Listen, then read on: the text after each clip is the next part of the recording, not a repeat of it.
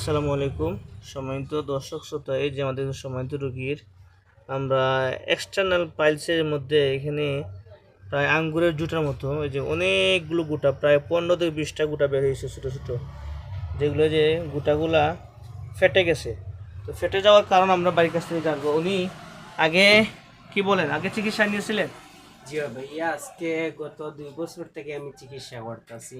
আচ্ছা আচ্ছা। 2 বছর ধরিয়া আপনার রেল স্টেশনের পিছনে আবদুল্লাই ওনার সাথে আমি চিকিৎসা করছি আজকে 1 বছর আগে। আমার রোগ প্রথম আসলো 2টা, এখন বর্তমানে হইতে হইতে 60 রমনার রোগ হয়ে গেছে। তো উনি আমার 3টা চিকিৎসা করছেন, আর একটার চিকিৎসা করার কথা কইছেন যে খুব শিগগির আমার ভালো হইব।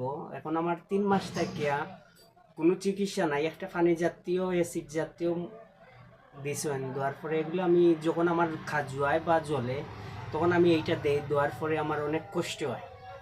আজকে কি কষ্ট হয়? জ্বালাফোড়া করে? জ্বালাফুরা করে আর খাজুয়ায় অতিরিক্ত। আর ওনাকে বললাম যে এখন আমার চিকিৎসার কেতা অবস্থা, উনি বললেন যে 3 মাস এগুলা বড় হইতে হবে, বড় হওয়ার পরে মানে এই যে আমরা যে এতগুলো মলা বের করছি এগুলো বড় হইতেইব। জি হয়, অলরেডি তো প্রায় 15 থেকে 20টার মতো গোটা বের করছে নাকি? জি হয়, তো এই গোটাগুলো বড় হওয়ার পর উনি চিকিৎসা করবেন? জি হয়। হায় হায় আজকে রে, 3 মাস দেখছেন থাকিয়া- উনি এই চিকিৎসার জন্য আপনি প্রবাস থেকে বাংলাদেশে আসছেন? জি হয়, কোন দেশে ছিলেন? কোন দেশে? সই দিয়েছিলাম। সৌদি থেকে বাংলাদেশে আসছেন? জি। কেন আসলেন? এই পাইলসের সমস্যার কারণে। ইন্না লিল্লাহি। দেখছেন এখন উনি উনি প্রবাসী আমারে- একজন, কোনো চিকিৎসা সঠিক পান নাই এবং ওনার কাছে গেছে, উনি চিকিৎসা দীর্ঘ 3 মাস হয়েছে ওনার কাছে, জি হয়। কোনো ফলাফল পান নাই। জি না, আজকে 3 মাস থেকে আমার কি সমস্যা করতো আপনার? আমার জ্বালাফুরা, আর যখন আমার জ্বালাফুরা করতো তখন আস্তে আস্তে খাজুয়ানি দিত, খাজুয়ানি চুলকানি খুব বেশি চুলকাইতো? আচ্ছা, তারপরে? প্রচুর আমার ব্যথাও ছিল। ব্যথাও ছিল? এখন আলহামদুলিল্লাহ আপনার আজকে চিকিৎসা করছি, আমার অনেক ভালো লাগছে। আচ্ছা, গোটাগুলা যে বের হয়েছে সবগুলা জি হয়, আপনার সামনেই বের করলাম। জি হয়। হ্যাঁ, ব্যথা কি অতিরিক্ত হয়েছে?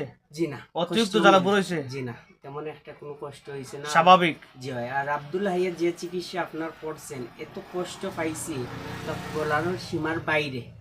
আচ্ছা। যখন আমি খান্দা ধরতাম তখন সারা রাত আমি ঘুমাইতাম পারছি না, যখন বেদনা আসলো রাতকে আমার তখন আমি ঘুমাইতাম পারছি না। ইন্না লিল্লাহি। দেখেন সম্মানিত দর্শক শ্রোতা, অনেক উপচিকিৎসা করার মাধ্যমে দেখেন উনি কি মনে একটা লাগাইছিলেন, গোটাগুলো একদম মানে ফুটে গেছে, এরকম একটা ফুলের পাপড়ি মতো। প্রায় এখানে 15 থেকে 20টা গোটা, মানে একদম যদি এখানে গোপালঙ্গ না হতো তাহলে আমরা অবশ্যই দেখাতাম যে কীরকম ছিল গোটাগুলা।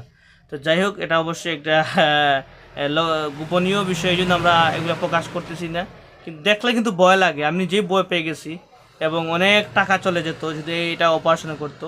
তো যাই হোক, আলহামদুলিল্লাহ আমরা অল্প টাকায়